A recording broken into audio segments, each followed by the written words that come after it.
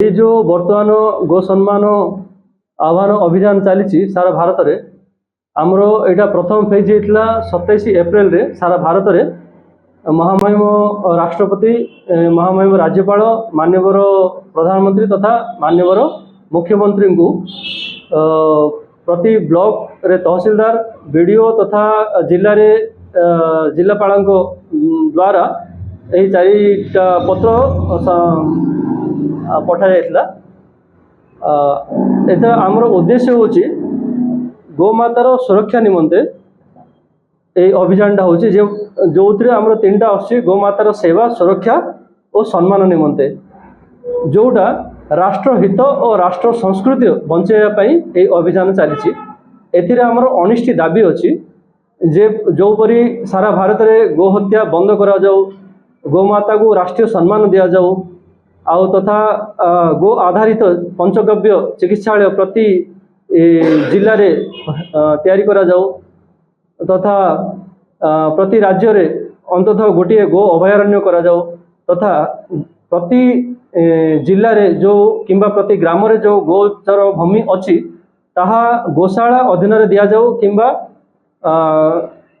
गाई गोरु चरिया उद्देश्य व्यवहार करा जाऊ। काली आसंता काली 27 जुलाई दिन 11 घंटिया समय रे भारतर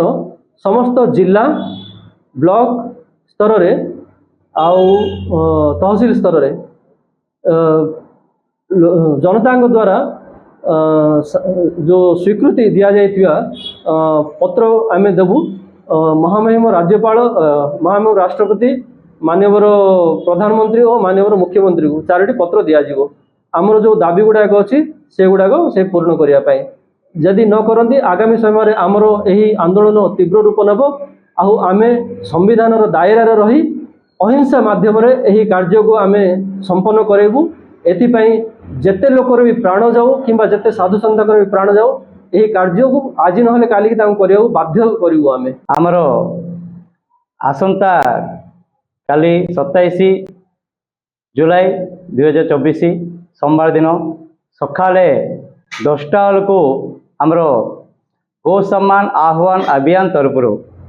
गोमाता सुरक्षा पाई आ गोमाता को राष्ट्रमाता दर्जा मिलवाई आम गोटे दाबी रखीचु। यह आमर भारत वर्ष में 800 जिले में यहाँ ये कार्यक्रम जारी रही से भाया आमर ओडिशा रे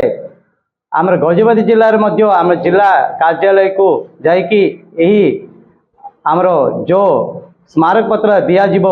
माननीय प्रधानमंत्री को आउ राष्ट्रपति तापरे आमर राज्यर मुख्यमंत्री आउ राज्यपाल को यही दाबी मध्यम आमर गोमाता सुरक्षा